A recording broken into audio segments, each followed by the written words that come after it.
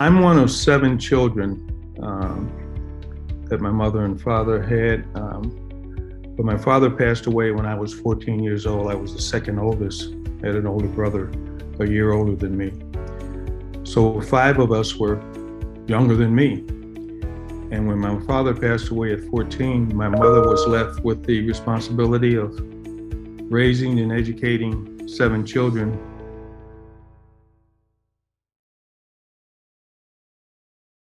I watched my mother work many times, two jobs at a time, trying to support us and putting us all through Catholic school.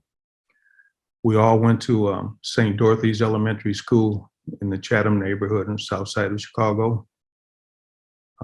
From there, we all went to Catholic high schools. I went to Mendel Catholic High School. One of my brothers went to Leo, and two sisters went to Longwood Academy.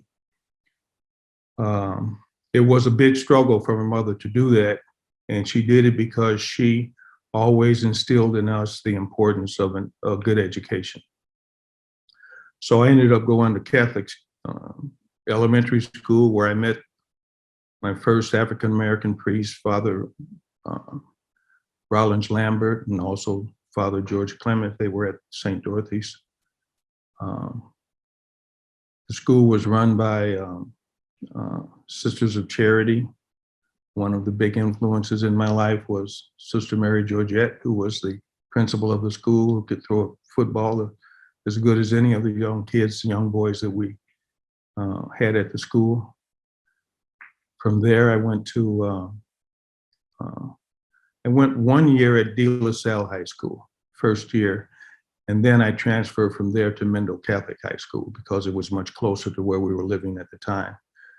While I was in high school, I grew up on the south side of Chicago in a neighborhood just north of Roseland. At the time, Mendel, in my graduating class, had 460 some students in just my graduating class, and only 10 African Americans. The people that influenced my life in grammar school were Sister Mary Georgette and Father Lambert and Father Clements. When I got to high school, the big influence in my life was a guy named Lou Guida, who was the coach of the wrestling team. I was on the wrestling team. And another big influence was a disciplinarian at Mendel. His name was Father McConnell. And the reason he was influential to me was because at a period during my time there, it was a period when most of the school was white and very few African Americans. And there was an incident that occurred where the N-word was used with me a fair amount. And one time it got to me and a fight started. I threw the first blow. I thought I was going to get into really serious trouble. Father McConnell was a disciplinarian, and he interviewed me about the fight. And I told him what happened about the N-word, and he asked me, did I know what the N-word meant? I said I knew it was not something good, but he decided not to discipline me for throwing the first punch, but he did discipline the students who had called me that name. And it gave me the message that he recognized what was important and what was right about that incident that I had. So throughout my life, I've had the influence of a number of important people from elementary school to high school. And then I went to St. Xavier's University, another Catholic institution. And the big influence for me there was a professor by the name of John Ziegler. He was chairman of the philosophy department. And we talked about my future and what type of career I wanted to have. And I thought about going to medical school, thought about law school. He encouraged me to go to law school because he felt philosophy was a good background for getting into and getting through law school. And I did that. And I applied to two law schools, Northwestern and DePaul. And I applied to DePaul because of its history in the city of Chicago and the importance of Mayor Daley coming from from DePaul. A number of the judges that sat in Chicago came from DePaul. So for me, it was the right thing to do, and I ended up at DePaul. Although I was accepted at Northwestern, I wanted to go to DePaul because of its history. And it was the right decision for me. I ended up, while in DePaul's law school, working for a law firm that was headed by a DePaul Law School graduate. He hired me as a law clerk. His name was Jack Hayes. He graduated in 1959 from DePaul's law school. But I got that job at that law firm by meeting a friend in a gas station where I was working as a second job, who worked at the law firm and had gone to Loyola Law School. We got to be friends. His name was Joe Power. And he called me one day and said, we've got a law clerk position open here at the Hayes Law Firm, and I think you ought to take it. And Joe, another white guy, grew up in Canaryville, went to high school at Leo High School with a lot of African-American students, and he wanted to help me. So it's the influence of all of the people throughout my life who have given me an opportunity to be successful in life. I got hired at the law firm as a law clerk.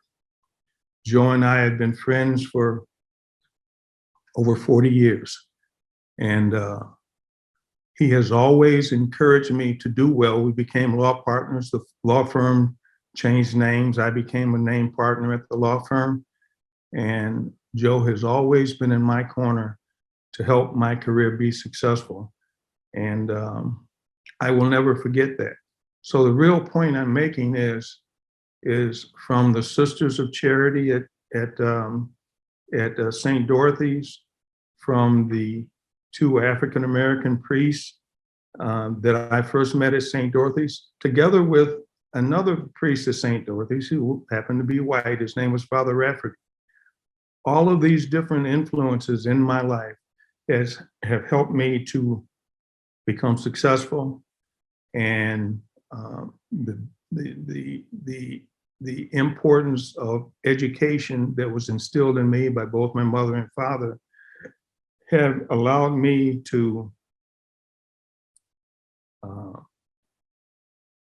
be willing to serve in a trustee capacity, both at St. Xavier's. I was on their board of trustees for about 7 years, and as a trustee at DePaul, and be willing to donate and establish an endowed scholarship to help other African-American students here at DePaul, because I appreciate the struggle, having gone through it with my mother.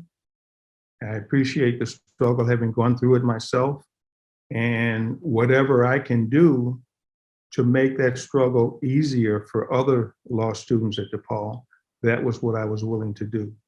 And I do that in service as a trustee. I do that in donating to the scholarship funds to help other students who are struggling to get through DePaul. So it's an honor for me, and it's something that I will always be committed to, because I see the struggle of African Americans in our society today as a struggle that's going to be helped and be successful by helping African Americans get a good education. So it's an easy decision for me to do that. And I just want to appreciate the opportunities that DePaul has given me, because I had to work while I went to law school. Northwestern wouldn't let me do that. Freshman law students at Northwestern, you couldn't work. DePaul, I was married and had 2 children, so I had to work as well as go to law school. So DePaul was it for me, and things worked out.